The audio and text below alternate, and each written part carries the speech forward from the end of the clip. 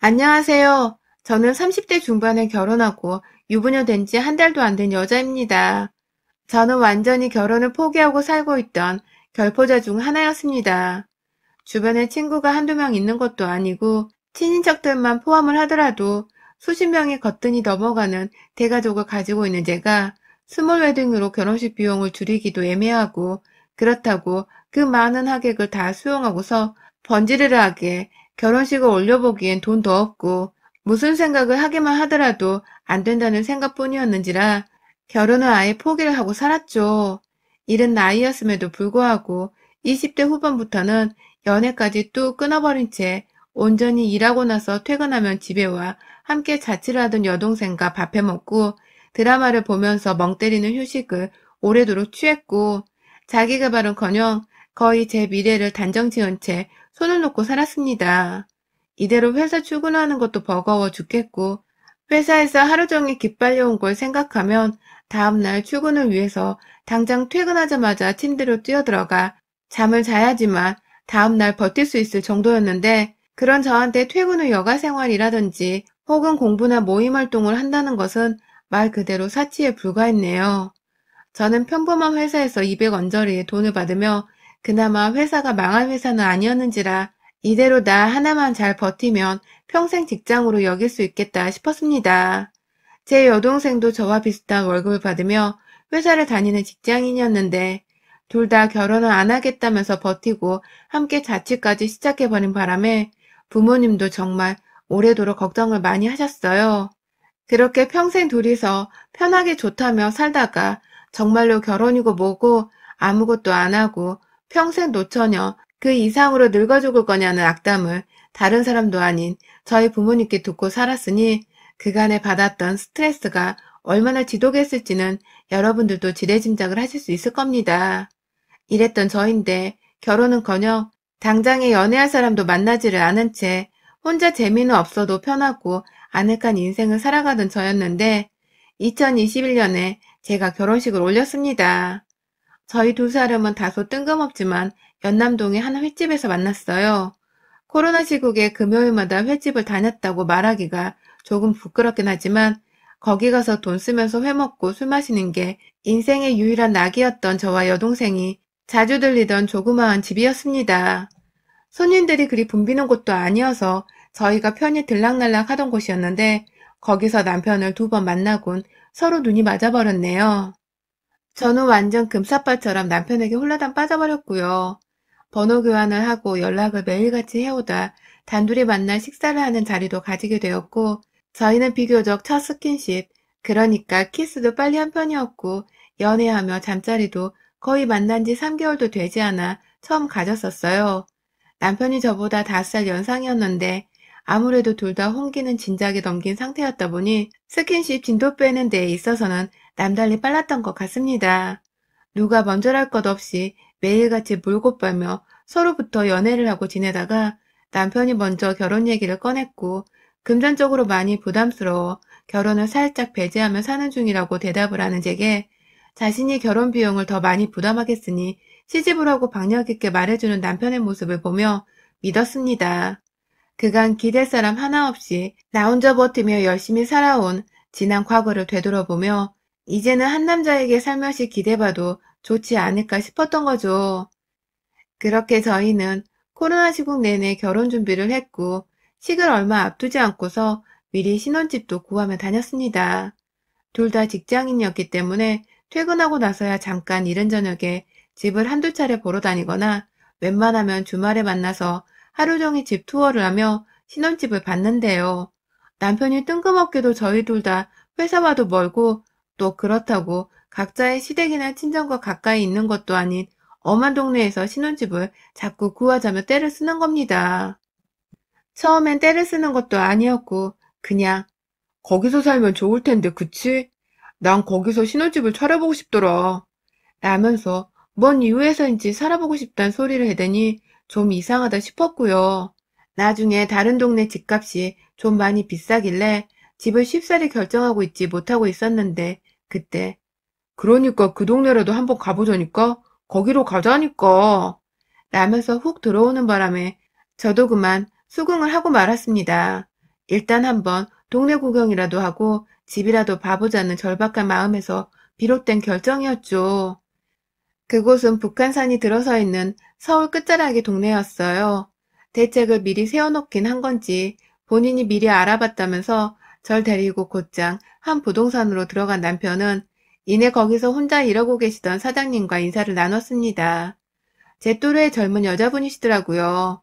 1인 사무실 마냥 작은 사무공간을 예쁘고 여성스레 차려놓은 그 사무실에서 집 구하는 게 많이 힘들다면서 어려움에 공감도 해주시고 또 저희가 원하는 스타일의 집까지 다 조목조목 이해하고 짚어가시며 빠른 시일내에 보고자 하는 집 목록을 한 번에 딱딱 나열까지 해주시곤 저희를 데리고 나서는데 와, 정말 잘은 모르지만 여사장님께 시작부터 믿음이 팍팍 가더라고요.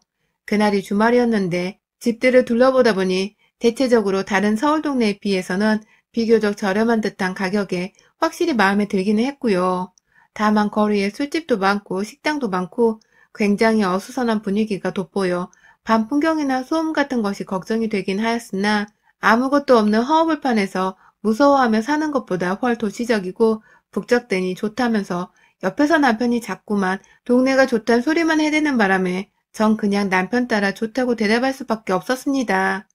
뭐가 되었든 집을 사는데 그리고 결혼식을 치르는데 남편이 저보다 비용을 더 많이 내는 사람이었고 때문에 남편의 의견이 더 반영이 되어야 하는 게 어찌 보면 당연하다 싶었으니까요. 그래서 묵묵히 남편을 따라다니면서 비교적 가격도 괜찮고 빌라였지만 깔끔한 새 물건인 것도 마음에 든다며 거의 이곳으로 집을 정해놓고 있던 그 와중에 불현듯 느꼈어요. 소외되는 감정을 말입니다. 부동산 사장님이랑 남편이 뭐가 그리 죽이 잘 맞고 대화가 잘 통하던지 둘이서 집 얘기를 하다가도 삼천포로 빠져서는 어릴 땐 이런 계단에서 줄타기 하다 떨어지며 컸죠. 라는 말을 남편이 하자 전 웃기지도 않는데 부동산 사장님 혼자 빵 터져서는 나도 라며 맞받아치고 한번 후라이팬을 제대로 태워먹은 적이 있어서 이젠 환풍기 없는 부엌은 쳐다도 보기 싫더라고요.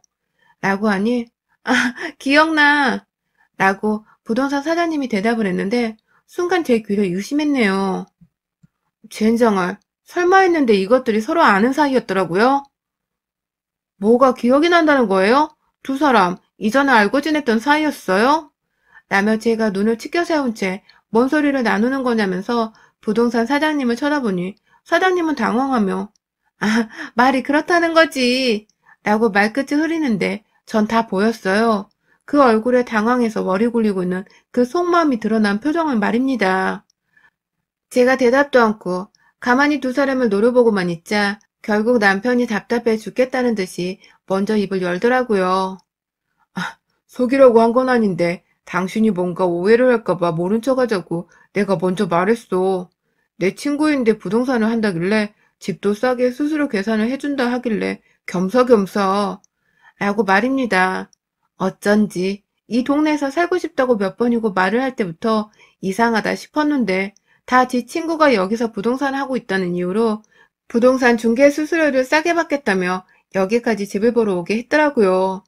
다소 불쾌했고 남편의 친구라는데 굳이 둘이서 저한테 솔직하지 못하고 함께 거짓말을 했다는 것에서 빈정도 상했습니다. 다른 사람도 아닌 남편의 여사친이니 저도 여자인지라 신경이 쓸 수밖에 없는데 둘이서 저를 속인 채 대화가 재밌다고 깔깔대던 것을 생각하니 화도 좀 났어요. 하지만 제가 등신같이 참았습니다. 결혼을 코앞에 두고서 남편이랑 서로 주말까지 쪼개가며 집을 보러 온 것인데 괜히 나 혼자 필요 이상의 오해를 사서는 유치뽕짝의 질투처럼 보일 수 있는 화를 내고 싶진 않았거든요. 그냥 좀 그 여자 앞에서 쿨해 보이고 싶었고 남편 앞에서는 참하고 이해심 많은 좋은 여자로 보이고 싶었달까요? 결혼하는 마당에 남편에게 잘 보이고 싶은 신부의 마음이었다고 해두고 싶네요. 아무튼 저는 처음부터 말씀을 해주셨으면 좋았을 것을 라면서 남편의 친구라는 부동산 사장님과는 약간은 떨떠름한 채로 다시금 인사를 나누었고 그 사장님과는 비교적 좋게 집을 보고는 계약까지 단번에 완료를 하고서 헤어졌습니다. 집으로 돌아가는 길에 차 안에서 제게 몇 번이고 아까 있었던 일에 대해서 사과를 하며 속이려 했던 게 아니란 변명을 했고 남편이 그렇게까지 말을 하니 저도 별일 아니니 더 이상 언급하지 말자고 했습니다. 집을 잘 구했고 중개수수료를 저렴하게 받았으니 그걸로 된 거 아니냐면서 남편을 이해한다는 말까지 해줬고요. 남편도 그런 제게 무척 고마워했어요. 그 후 저희는 결혼식을 올렸고 집을 구해주신 부동산 사장님도 저희 결혼식에 뒤늦게 초대를 했습니다. 집까지 구해주고 수수료 감면 부탁을 할 정도면 꽤 친한 사이이니 결혼식도 당연히 초대를 했을 것이라 생각했는데 남편이 그분께는 청첩장을 보내지 않았다고 하더라고요. 그래서 급하게 제가 나서서 좋은 집 찾아주셨는데 인사가 늦었어요. 라며 직접 그 먼 동네에 위치한 사무실까지 찾아가서는 청첩장과 함께 음료 박스 하나를 건네드리며 인사를 하고 왔습니다. 간 김에 그분의 부동산 사무실에서 15분 정도 걸어서 떨어져 있는 저희 신혼집도 한번 슬쩍 들어가지 못한 채 밖에서만 둘러보고 왔고요. 청첩장을 건네받은 사장님의 표정도 분명 반갑고 고마워하는 듯 보였습니다. 저는 저대로 남편의 친구분들 중 여자분이 별로 없어서 가까이 지내는 사람이 없었는데 이제는 한 동네에서 살게 되었으니 자주 만나며 친해져도 되겠다 싶은 마음에 타지에서 친구 하나 사귄 듯이 기분이 좋았고요. 그런데요, 저희가 결혼식을 치르던 날, 그러니까 불과 한 달도 되기 전에 식장 안에서 본 부동산 사장님은 정말 제 손에 식장을 끌려나가지 않는 게 다행이었을 정도로 목숨을 겨우 건지셨네요. 아니 글쎄 이 여편네가 남의 결혼식장에 새하얀 원피스를 입고 나타난 겁니다. 그것도 뭐 그냥 적당한 길이의 원피스가 아니라 길다란 롱 원피스를 말입니다. 흡사히 결혼식장에서 필요한 드레스를 입고 나타난 신부인 줄 알았던 사람들은 당연히 저일 거라 생각하며 다가가다 얼굴을 보고는 놀래 돌아오는 게 제 눈에도 여러 번 보였고 그 밖에 뭐 저희 부모님뿐만 아니라 시부모님도 적잖게 당황을 하시고는 저 여자가 누구 쪽 손님이냐면서 수군거리셨어요. 저는 옆에 서 있던 남편한테 차마 사람들 앞에서 욕을 퍼부을 수가 없다며 눈빛을 쏘아댔고 남편도 내심 저 여자가 왜 저러고 왔나 싶었는지 다가가서 말 한마디 붙이는 걸 조심스러워하는 눈치였습니다. 혹여나 사람들이 저 사람이 자기 신부가 아니냐 할까봐 지레 제 눈치부터 봤던 것이죠. 식이 끝날 때까지 제 시선을 온전히 그 여자한테서 떨어뜨리는데 오히려 발버둥을 쳤지만 죄다 마스크에 검거나 짙은 옷을 입고 있는 와중에 혼자 하얀색 긴 원피스에 하얀 마스크까지 쓰고 있으니 완전 순백의 하객이었습니다. 시선이 안 갈래 안 갈 수 없었고 설마 했는데 단체 사진 찍을 때에도 구태여 남편의 옆자리에 와서 찍겠다는 진산짓을 선보이다가 참다 제 여동생이 그 옷이 너무 튀는데 웬만하면 뒤로 가서 좀 찍으시죠? 결혼식장에서 너무하시네. 라며 사람들 앞에서 망신을 주는 말을 해댄 바람에 그제서야 주변 사람들의 따가운 눈초리를 받으며 뒷줄로 가더라고요. 그래봤자 남편하고는 겨우 대각선 자리로 옮긴 것 뿐이었고 결국 저는 울며 겨자 먹기로 사진작가님께 부탁드려서 단체 사진 말고 그 여자를 빼놓고 찍은 제 절친들과의 혹은 남편의 절친들과의 사진만을 찍는 뻘짓을 해야 했습니다. 오죽했으면 작가님께서도 제 마음을 이해한다는 식으로 저한테 맡겨주세요. 라는 말을 남기시곤 촬영하면서 신랑의 친구들이 모일 땐 여자분들은 빠져주세요. 라면서 굳이 그 부동산 사장이 오지 못하게 선까지 그어주셨다니까요. 아주 온 하객이며 직원이며 시선이 예민해질 수밖에 없었던 엉망의 결혼식이 되고야 말았습니다. 식이 끝난 후에는 저는 저대로 부동산 여자 때문에 예민해져서 기진맥진한 채로 기분이 좋지 못했고 남편은 남편대로 제 눈치에 옆에서 부동산 여자가 누구냐고 물어오는 친구들과 가족들 눈치에 진이 빠져서는 힘이 쑥 빠져 있었습니다. 둘 다 완전히 녹초가 되어버려서는 원래 일정대로라면 곧장 제주도로 향해서 저녁 레스토랑 예약까지 되어 있었는데 식사는 무슨 그냥 제주도까지 가는 것도 말 한마디 없이 겨우 기어가서는 저는 저대로 호텔에서 뻗어버렸어요. 나중에 일어나 보니 남편은 소파 위에서 자고 있길래 그 모습이 불쌍해서 뒤늦게야 침대 위로 데려다 눕혔고요. 그러면서 남편에게 그 여자는 도대체 무슨 생각으로 그런 원피스를 입고 결혼식장에 나타날 생각을 다 한 거야? 결혼도 안 했지? 아직 미혼인 거지? 과거에 둘이서 사귀기라도 했던 거야? 라며 은근슬쩍 질문을 막 했는데 남편은 한결같이 묵묵부담으로 일관했어요.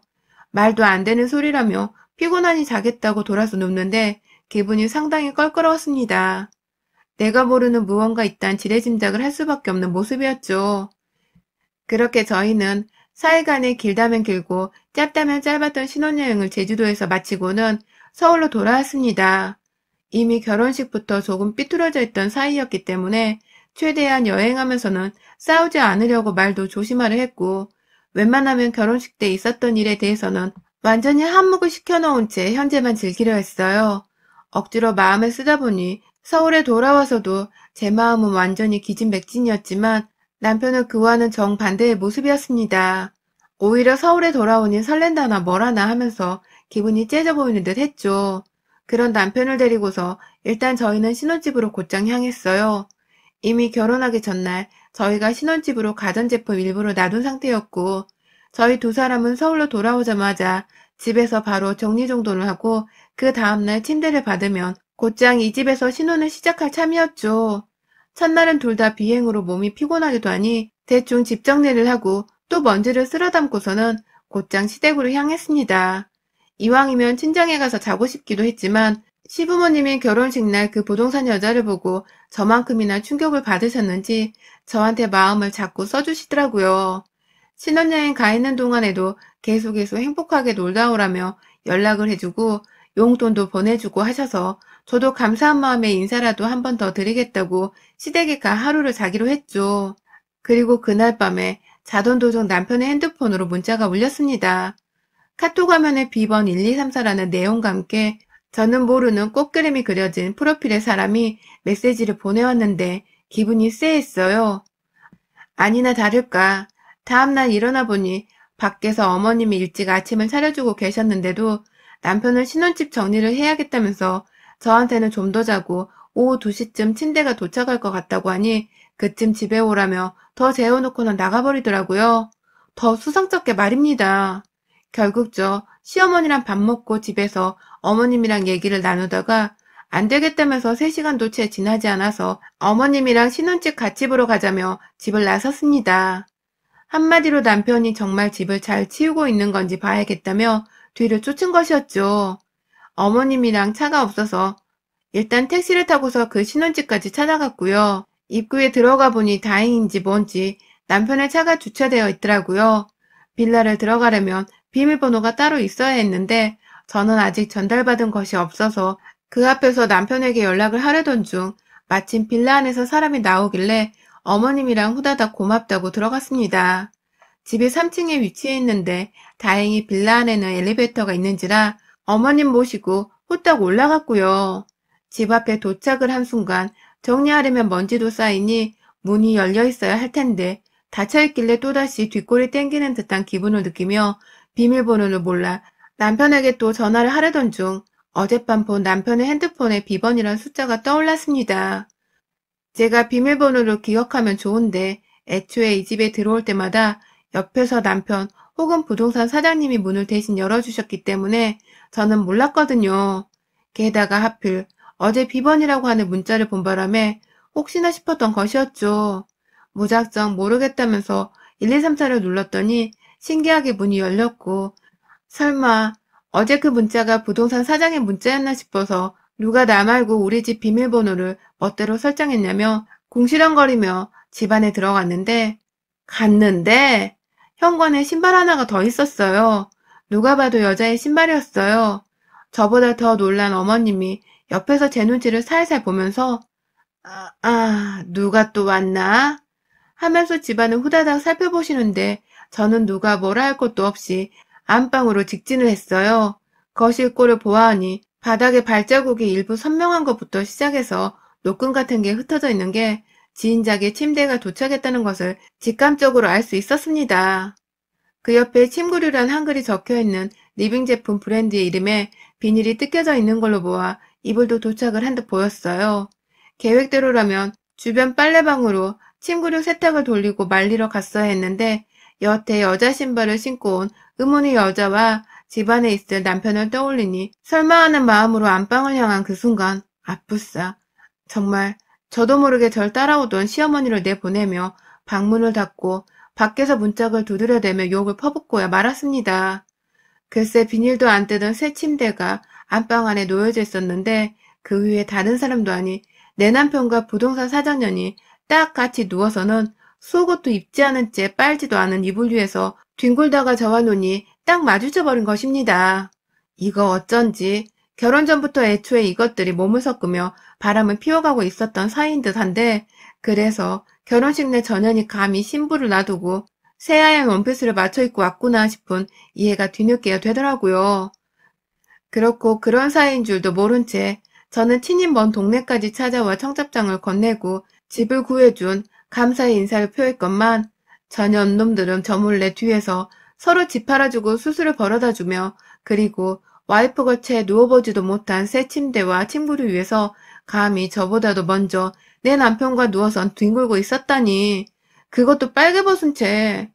놀라 방 밖으로 나왔다가 이내 시어머니와 눈이 마주친 순간 저는 현관문 쪽에 세워져 있던 몽둥이 하나를 주워 들었습니다. 신혼집에 무슨 몽둥이냐고요? 제가 여동생이랑 둘이서만 자취하면서 여자들끼리 사니까 무섭다면서 각자 도둑놈 때려잡을 몽둥이 하나씩을 사서 집안에 사놨었거든요. 그거 하나를 여동생이 져주겠다고 해서 제가 집안에 놔둔 것이었는데요. 그게 도둑놈이 아닌 남편과 불륜녀를 향해 쓰이게 될 줄이라고는 정말 태어난 머리털 나며 단 한 번도 생각해보지 못했습니다. 그 짓을 제가 하게 되었네요. 멀쩡한 새집 방문을 부셔대면서 안방으로 쳐들어가는 절 뒤에서 시어머니는 아가 참아라. 아이고 아가야. 하며 어떻게든 저를 말리겠다고 울부짖으셨고 남편을 향해서는 야 이 새끼야 결혼시켜놨더니 어디서 지아버지도 안 한 짓거리를 하고 지랄이야. 이 죽여 마땅할 놈아. 라며 지아들을 직접 데리고 나가겠다며 급기야 남편 앞에 서는데 저는 몸뚱이 가린다고 이불로 뒤덮은 채 침대 위에 누워있던 그 부동산 사장님을 타깃으로 잡고 몽둥이를 날렸습니다. 퍽소리 나는 소리에 아프다고 비명을 지르는 여자나 그 옆에서 제 이름 부르며 잘못했다고 용서를 싹싹 빌며 구하는 남편이나 저는 몽둥이로 그날의 몸뚱이를 몇 대 더 후려치고는 이내 남편의 가슴팍에 발길질을 해댔고 그 옆에서 울고불며 같이 용서를 구하시는 시어머니를 보고 나서야 겨우 이성을 되찾은 채 저녁 끌고 나가 라며 남편에게 마지막 소리를 질렀어요. 남편은 알몸으로 이불 속 여자를 끌어잡은 채 집 밖으로 대책 없이 쫓아냈다가 그 여자는 옷 달라며 문 앞에서 기어가는 소리로 울부짖었고 결국 제가 베란다 밖으로 옷을 던져주니 이불 뒤집어 쓴 채로 옷 줍겠다고 베란다 아래로 달려 내려가더라고요. 결국 저는 그 꼴을 다 보고 도저히 남편과 이 집에서 살 수 없다며 이혼을 요구했어요. 절대로 미안하다고 이렇게까지 막 나가는 사이가 될 줄은 몰랐다며 용서를 구하는 남편을 도저히 믿을 수 없었던 탓에 변명도 죄다 거짓이라며 한 귀로 흘려들었고 급하게 제 부모님과 여동생한테 전화를 걸어서는 온 가족들이 다 신혼집에 모여선 파탄나는 부부를 보며 짐을 빼줬습니다. 저희 아버지한테 멱살 잡혀 몇 대 더 얻어맞은 남편은 결국 뭐가 무서운지 이혼에 합의를 해주겠다고 하는데 그 말이 좀 웃겼어요. 네가 뭔데 이혼을 해주겠다 말겠다 하냐며 넌 그냥 이혼하는 게 아니라 이혼을 당해야 한다면서 고소를 하겠다고 통보했습니다. 상간녀랑 남편에게 위자료 청구를 하고 아예 저 상간녀는 동네 주민 카페에다가 상간녀가 운영하는 부동산이라면서 글 쓰고 망신을 톡톡히 주겠다고 벼렀더니 남편은 합의를 해주겠다면서 참아달라고 비내요. 상간녀가 비혼을 선언한 여자였기 때문에 자신이 결혼을 못한 채 연애를 하다가 저를 만난 거라면서 평생 혼자 살겠다고 자신과의 결혼도 안 하고 혼자 돈 벌며 살고 있는 사람인데 생기를 다 박살낼 일이 있냐며 제 앞에서 상간녀 편을 들고 두 사람의 지난 과거를 밝히는데 정말 쓰레기 자식 안 되겠더라고요. 저희 부모님이랑 단번에 이혼 변호사 찾아가 고소를 접수했고 상간녀랑 두 년놈들한테 위자료 소송을 걸었습니다. 돈이 없다며 그보다 좀 덜 그렇지만 넉넉히 합의를 해주겠다는 남편놈에게 엿먹으란 말과 함께 둘 다 사기죄까지 씌워버렸고요. 상간녀가 위자료 판결 나오는 날 그 문서와 함께 지역 카페에다가 전원의 사업장을 박살내겠다며 글도 올릴 예정입니다. 물론 그 지역의 주민이 된 저희 남편의 신상까지 함께 말입니다. 뭐까짓 것, 명예훼손 그딴 거 벌금 조금 물고 말죠 뭐. 전 이 년놈들 때문에 결혼하자마자 이혼녀가 되었는데 뭐 아쉬울 게 있겠냐고요. 이것들 정말 제가 가만 안 둘 겁니다. 여러분의 생각은 댓글로 남겨주세요. 오늘도 시청해주셔서 정말 감사합니다.